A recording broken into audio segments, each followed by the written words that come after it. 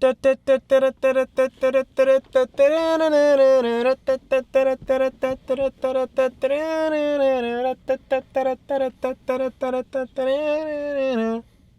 go, boys. Same location. Yep. This is really, really bad.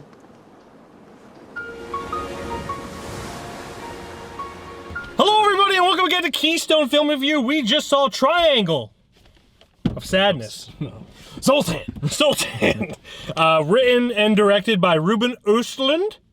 He's a Swedish director known for The Square and Force Majeure, both great films. This is starring Harris Dickinson, Charles B. Dean, Vicky Berlin, Dolly De Leon. I'm just trying to get to all the people that are actually good. Woody Harrelson, and by good I mean like in it significantly. Yeah. Zlatko Björk, I love that name, Zlatko. Cool name. Björk. Sunny Malay, and other people who, Henrik Dorson and Arvin Kananian.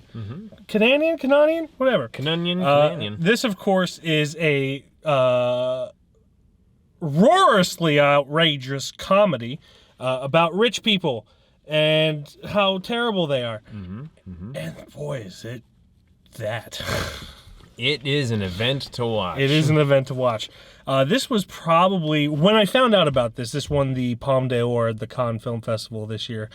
When I heard about it, just because of Ruben Östlund, he's Swedish, and this was one of my most anticipated movies of the year, and I'm glad we got to see it. Glenn, did you have any expectations going in? There was no expectations to, per se. I know you were very excited for it, but I didn't know. From the trailer we watched in the theaters, I was like, oh, that looks pretty good. But there was never like a precedent of like, oh, my bar is this high. Yeah. And definitely going into it, you feel like you know what you're going to expect. You don't. You don't know what you're going to expect. Unless you've seen Ruben Östlund movies before, because Yeah. I kind of knew what was going to happen based on the tone of his other movies. Yeah, it went so. Yes. This, of course, is a not so subtle kind of, not allegory. What's the word I want to say? It's shitting all over, rich people and oligarchs, rich people. Fuck them. And also just society in general. And, it's fucking crazy. If I can say that. It starts off pretty tame, of course. Very tame. And then at the hour mark or so, it just gets absolutely wild and becomes hilarious. So normal even that it felt mundane, because in the beginning you're growing, you're moving along with the story is with two models, one male model and the other just a female model, and they're going through where they belong in their relationship, whether it should be the man pays or like yada yada, and then them just taking pictures all the time of each other and just shit like that. It's very mundane, and then they get to the yacht, and then it just goes in sparks and ignites and disintegrates and evaporates and fucking. Yes. How do we even talk about this? It's such a wild movie that I don't want to talk about it too much and give too much away. I don't really want to spoil it at all. Yeah, for sure. But it is definitely. Let's just say that most of the people on the ship get food poisoning. So if you're squeamish to vomit and shit, close your eyes or.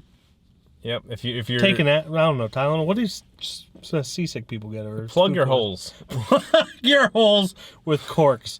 But I'm actually surprised. There was a lot of laughter during those scenes, like what was going, very squeamish parts. A little bit of gagging. I definitely thought somebody was gonna throw up in our theater. Really? I'm not very squeamish myself, but I was like, oh my god! It was wild, man. Yeah. I thought somebody would have been like, because there's at least 1 in 10 people who are at least squeamish. That's a very random not fact. Congratulations. It's disgusting, but in a hilarious way, because it's all rich people being knocked down a peg. Yeah. And all these people like being fancy and just kind of showing that they are just human and not immune to disgusting things like exploding out of both ends. But with that being said, this isn't all lowbrow humor.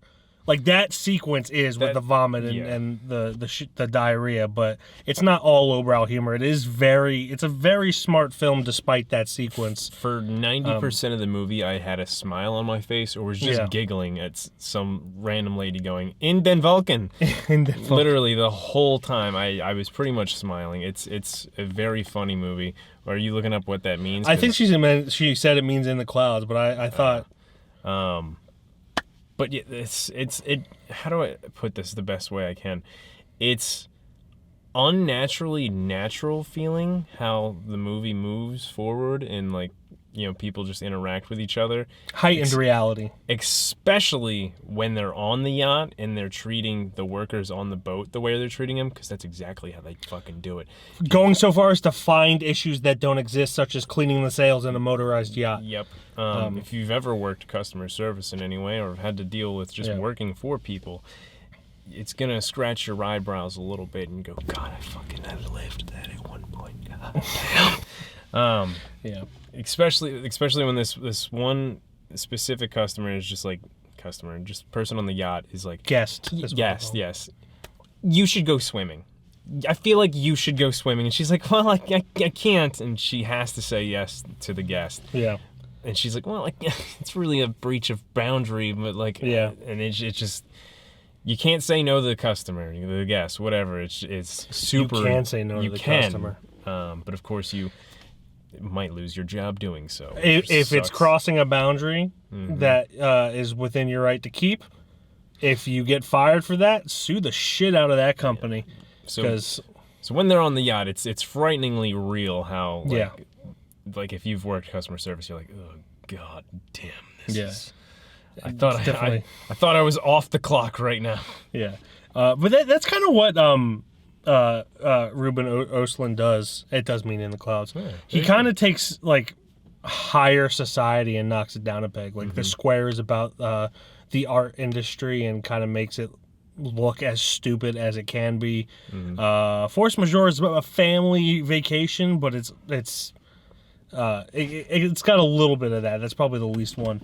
But I had a blast with this movie. I thought it was great. I thought all the performances were fantastic. Even the annoying rich people that in real life you would hate, you couldn't help but love just because of how naive and stupid they were for what reality was.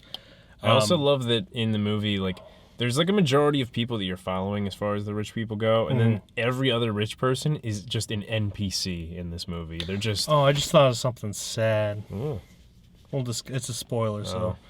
I guess it's not. It's in the trailer. They get shipwrecked. Yeah. I'm not going to say what it is because I don't want to make this review sad. But when they get shipwrecked and all of the rich people don't really care about the loss of life. They only care about like themselves, which in a way, yes, that's probably the smart thing to do is worry about your own survival at that point. But it gets to the point where someone finds his wife dead. I'm not going to say who. And then he's just like taking her jewelry off of her, which again, yes, she's not using it. But take a moment. Take a minute. He was mourning, and then he was like, big ass diamond ring. Yeah, but it's really funny the power shift that happens when the shipwrecks and everything, and it's so fun. As dark, it's a very dark comedy. There's a significant amount of deaths, and it's still just hilarious. And to the point where I forgot about the deaths, and then they happened. The baby. Oh, the baby. That's what made me sad. I forgot about the baby, to be honest. No, it was a much better movie than I could have expected. I definitely like how natural it felt as far as like progression went, and how mundane a lot of the shit felt until it got unmundane.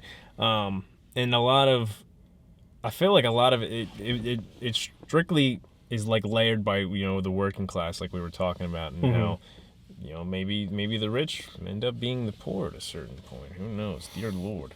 And just how worthless money is when you're doing what happens, I guess. Yeah. Fucking, no, it was better than I expected. I couldn't have asked for a better experience except for maybe a barf bag to at least breathe into. Dear Lord. I was fine. Yeah, I was too. It's It's just funny. Just it hilarious. is. If it were real, I would think it's disgusting. It takes you but- severely off guard. Yeah. It just all starts happening. You're like, I think at one point I don't like do this thing with my chair too often, but I was like, I need to stretch I forget out. why I grabbed your arm, but I grabbed your arm at one point. Yeah, you did.